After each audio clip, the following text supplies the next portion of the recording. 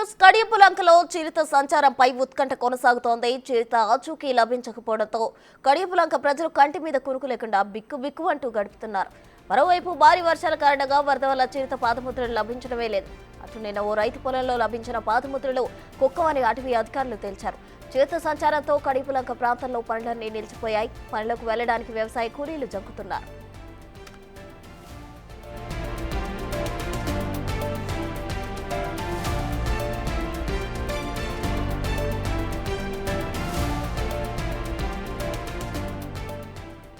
కడియపులంకలో చిరుత సంచారానికి సంబంధించి మరింత సమాచారం మా ప్రతినిధి శివశంకర్ అందిస్తారు. శివశంకర్, చెప్పండి. అయితే ఈ 3 వారాలు పైనే అవుతుంది, ఇంతవరకు చిరుత ఆచూకీ అయితే లభించని పరిస్థితి.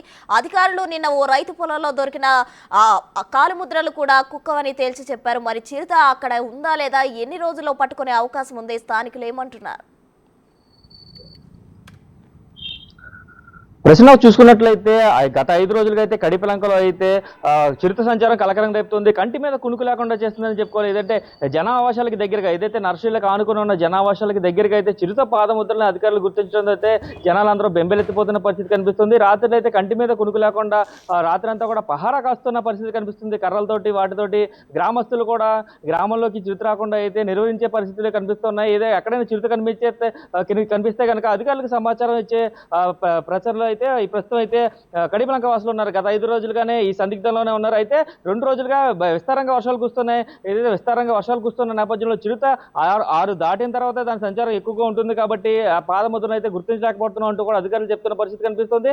ఆ నేపథ్యంలో చూసుకున్నట్లయితే పూర్తి స్థాయిలో అధికారులు ఇప్పటికే 8 బృందాలను అయితే దింపారు. 60 మంది అధికారులు రాత్రి పగలు పనిచేస్తున్నట్టు కూడా డిఎఫ్ఓ చెప్పిన పరిస్థితి కనిపిస్తుంది. అయితే ఈ నేపథ్యంలోనే కడియపులంక, బుర్రిలంక ఆనుకుని ఉన్న గోదావరి లంక గ్రామాల్లోకి ఉన్న గోదావరి లంక ప్రాంతాల్లోకి చిరుత వెళ్ళి ఉండొచ్చు అంటూ కూడా అంచనా వేస్తున్నారు. లేదంటే కనుక వచ్చిన ధరనే దివాంచరు వెళ్ళిపోవచ్చు అంటూ కూడా అధికారులు అంచనా వేస్తున్నారు. అయితే చూసుకోవచ్చు, నర్సరీ రైతుల పరిస్థితి అయితే దయనీయంగా మారిందని చెప్పొచ్చు.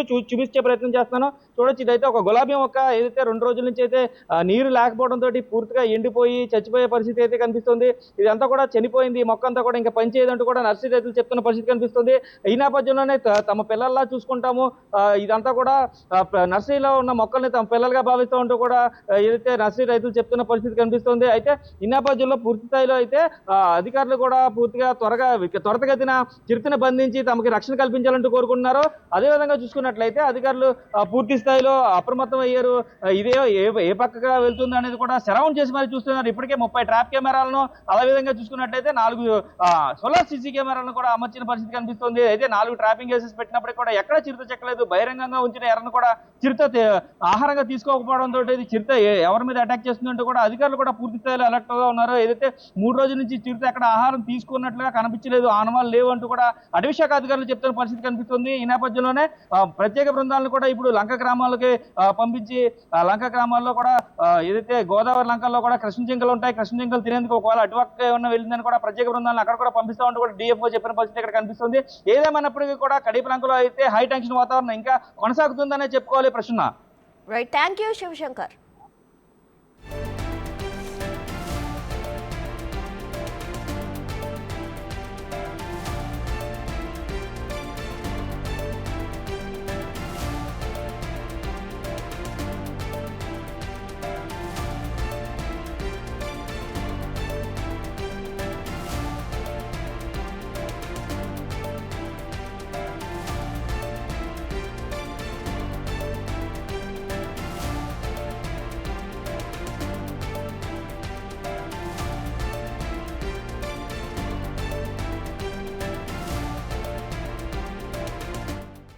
కడియపులంకలో చిరుత సంచారంపై ఉత్కంఠ కొనసాగుతూనే ఉంది. చిరుత ఆచూకీ లభించకపోవడంతో కడియపులంక ప్రజలు కంటి మీద కునుకు లేకుండా బిక్కుమంటూ గడుపుతున్నారు.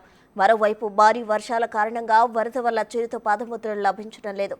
అటు నిన్న ఓ రైతు పొలంలో లభించిన పాదముద్రలు కుక్కవని అటవీ అధికారులు తేల్చి చెప్పారు.